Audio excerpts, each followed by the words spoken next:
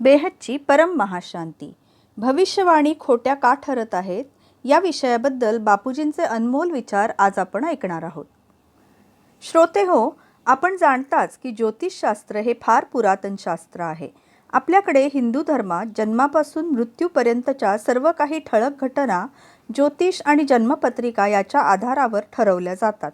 पण असे पाहण्यात येते की बरेचदा ज्योतिषशास्त्रातील अंदाज, भविष्याचे ठोकताळे खोटे ठरतात. यामुळे ज्योतिषशास्त्र हे निंदेला पात्र ठरते. पण आज बापूजी आपल्याला माहिती सांगत आहेत की हल्ली ज्योतिषशास्त्र खोटे का ठरत आहे.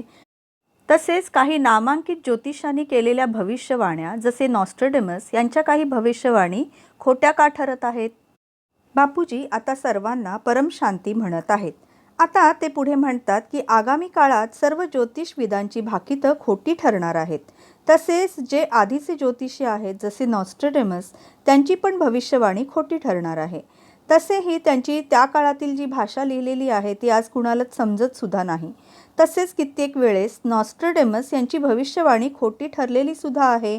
पण मूळ लोक आजही त्यांची भाकितं परत परत बातमीसाठी म्हणून समाजासमोर मांडत आहेत. पण वास्तवात सामान्य माणूस जो अज्ञानी आहे तो हे सर्व काही समजू शकत नाही. अज्ञानरूपी अंधारात सर्वजण चालत आहेत म्हणून अशा ग्रहांवर अवलंबून राहतात आणि कर्मयोगावर विश्वास न ठेवता अशा ज्योतिषींच्याकडे खेटे घालत राहतात. मग साहजिकच ते ज्योतिषी ग्रहशांतीसाठी ही पूजा करा, ती पूजा करा असे सांगतात किंवा काही अघटित घटना घडणार आहेत असे सांगून घाबरवतात. आता या सर्व चंडी हवन किंवा 33 कोटी देवी देवतांचे आवाहन, पूजा करण्याची वेळ नाही आहे. कारण आता हे सर्व देवी देवताच मनुष्य झालेले आहेत. मग ते कुठून आपल्या हाकेला पावतील.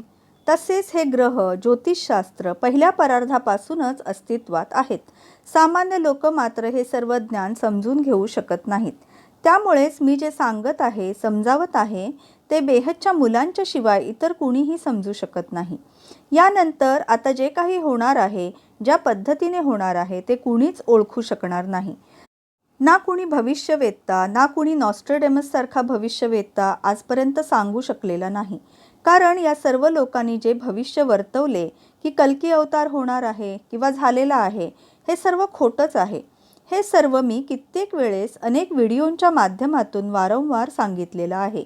तसेच हा कल्की अवतार जो विष्णूचा अवतार आहे तो ना कधी झाला आहे आणि ना कधी होणार आहे आणि यापुढे कोणत्याच अवताराची शक्यता सुद्धा नाही आहे. कारण कल्कीची अजून 4,28,000 वर्ष बाकी आहेत. या सर्व गोष्टी मी तुम्हाला सांगू इच्छित होतो म्हणून मी हा व्हिडिओ करत आहे. जे लोक किंवा बेहदचे बच्चे ज्ञानी असतील तसेच जे आत्मस्वरूपात राहत असतील ते ज्ञानाच्या आधारे जाणून घेतील की ब्रह्मांड काय आहे. तसेच ब्रह्मांडातील ब्रह्मा, विष्णुदेव आणि शंकर यांची ब्रह्मांडातील पोझिशन काय आहे. आत्तापर्यंत ब्रह्मदेवांची 50 वर्ष पूर्ण झालेली आहेत. म्हणजे एक परार्ध पूर्ण झालेला आहे आणि दुसऱ्या परार्धाची सुद्धा 198 वर्षे पूर्ण झालेली आहेत. अशी कितीतरी चतुर्युग पूर्ण झालेली आहेत. हे सर्व शास्त्रांमध्ये लिहिलेले आहे आणि एका ब्रह्मांडामध्ये केवळ एवढीच चर्चा होऊ शकेल. पण आता नवीन परिवर्तनशील युगामध्ये जिथे अमर्याद दुनियेतील नवीन ज्ञान आपण ऐकतो, जिथे ब्रह्मांडाच्या पलीकडे गॅलेक्सी, युनिवर्स, मल्टिवर्स आणि त्याही पलीकडील अमर्याद दुनियेचे ज्ञान बापूजींनी आपल्याला दिलेले आहे. म्हणून बेहद आत्म्यांनी आत्मस्वरूपात राहून अमर्याद दुनियेचे मालक बेहद परमात्म्याला आठवावे आणि योग करावा. आतापर्यंत सर्व हदचा योग करत सर्वोहम शिवोहम असे म्हणत निराकारी शिवाला आठवत होते. आपल्याला समजून घ्यायचे आहे की आता आपण महाब्रह्मा नाही, परम महाब्रह्मा नाही, तर बेहदचे अविनाशी ब्रह्मतत्व, बेहदच्या बेहदचे अविनाशी ब्रह्मतत्व म्हणजेच ऑलमायटी ऑथॉरिटी यांना आठवायचे आहे. आपल्याला या ऑलमायटी ऑथॉरिटींनाच जाणून घ्यायचे आणि मानायचे आहे. आपण जेव्हा या बेहदच्या आदी, मध्य आणि अंत याचे ज्ञान घेतो तेव्हा आपला हळूहळू योग लागतो. आतापर्यंत आपल्या ब्रह्मांडातील जे सगळ्यात जास्त ज्ञानी म्हणजे ब्रह्मज्ञानी, जे या ब्रह्मांडाच्या आदी, मध्य आणि अंताचे ज्ञान जाणतात ते शिवाशी योग लावतात. पण अंतसमयी ते परमधामपर्यंत जाऊ शकत नाहीत. पण जेव्हा आपण ब्रह्मज्ञानी होतो तेव्हा बेहदच्या विश्वाचे आदी, मध्य आणि अंताचे ज्ञान घेतो. तेव्हा बेहदचे ब्रह्मज्ञानी होण्यासाठी बेहदचे ब्रह्मज्ञान अंगीकारणे आवश्यक आहे. ते जुने एका ब्रह्मांडाचे ज्ञान आता काहीच कामाचे नाही. ते आता खूप खूप जुने झालेले आहे. आता ज्ञानसुद्धा अपडेट करण्याची वेळ आलेली आहे. आता नवीन दुनियेसाठी नवीन ज्ञान ऐकवण्याची जबाबदारी सर्व बेहदच्या मुलांची आहे. आता जे काही आउट ऑफ डेट आहे ते सर्व काही हातावेगळे करून नवीन ज्ञान ऐकवणे गरजेचे आहे. मग ते लौकिक असेल किंवा अलौकिक असेल. आता केवळ बेहदचे ज्ञान गरजेचे आहे. हे ज्ञान घेतल्यावर तुम्हाला समजेल की या ज्ञानानुसार परमज्ञान, बेहदचे परमसत्य ज्ञान आणि आदी अनादी परमसत्य ज्ञान, अविनाशी सत्य सनातन ज्ञान हेच चिरंतन काळापर्यंत टिकणार आहे. चिरंतन काळापर्यंत टिकणारे ज्ञान संस्कृती म्हणजेच सनातन आहे.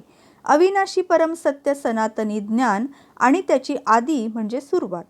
बेहदच्या विश्वाची सुरुवात म्हणजे आदी, मध्य आणि अंत यांचे ज्ञान म्हणजेच बेहदचे ज्ञान आहे. आतापर्यंत तुम्ही केवळ एका ब्रह्मांडाचे ज्ञान ऐकले असेल.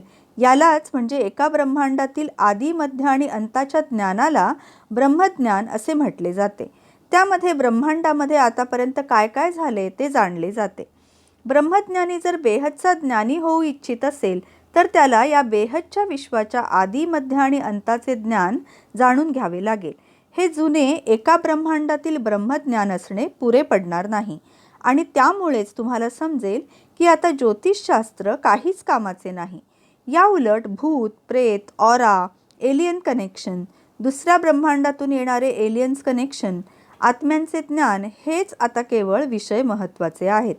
तसेच 800 करोड आत्मे कुठून आले, अनेक धर्म, मठ, संप्रदाय कुठून आले आणि का आले, ते आपल्या ब्रह्मांडातील शिव निराकार यांना का मानत नाहीत, सगळेच वेगवेगळ्या इष्टदेवतांना का मानतात, या सर्व गोष्टींचे व्हरायटी ज्ञान तुमच्या बुद्धीमध्ये येईल. हे व्हरायटी ज्ञान आल्यानंतर आत्मा ज्ञानसागरामध्ये डुंबून जाईल. ज्ञानगंगेमध्ये नाही तर ज्ञानसागरामध्ये डुंबून जायचे आहे आपल्याला. विचार सागर मंथन करायचे आहे. या पद्धतीने अभ्यास केल्यावर बेहदचे ज्ञान तुमच्या बुद्धीमध्ये प्रगाढ होऊन जाईल. म्हणून बेहदच्या मुलांसाठी बेहदच्या विश्वाच्या आदी, मध्य आणि अंताचे ज्ञान याचाच अभ्यास करावा लागेल. आता सगळ्यांनाच समजेल की ज्योतिषशास्त्र काहीच कामाचे नाही, कारण ते एका ब्रह्मांडापुरती मर्यादित आहे. आत्मा आत्मस्वरूपात राहून जाणून घेईल की मी कोण आहे, कुठून आलो आहे आणि का आलो आहे आणि मला कुठे जायचे आहे. आता आत्मे इथेच जीवनमुक्तीचा अनुभव तसेच मुक्तीचा सुद्धा अनुभव करतील. आता आत्मस्वरूपात तुम्हाला अंतसमयीचे ज्ञानसुद्धा होईल. महाकाल प्रलयामध्ये कोण कोण वाचेल, बेहदचे ज्ञान हे अनेकानेक प्रकारचे व्हरायटी ज्ञान आहे. जे इतर प्रकारचे ज्ञान आहे त्याच्याशी कंपेअर केले जाईल. वेगवेगळ्या गोष्टींना सुद्धा जज केले जाईल. आता बेहदचे बापूजी आपल्याला परमशांती म्हणत आहेत. मित्रांनो, हे बापूजींचे विचार किंवा बेहद ज्ञानाचे विचार तुम्हाला क्रांतिकारी वाटत असतील तरीसुद्धा हेच ज्ञान परमसत्य ज्ञान असल्याने तुम्ही हे ज्ञान आपल्या बुद्धीमध्ये कायमस्वरूपी कोरून ठेवा.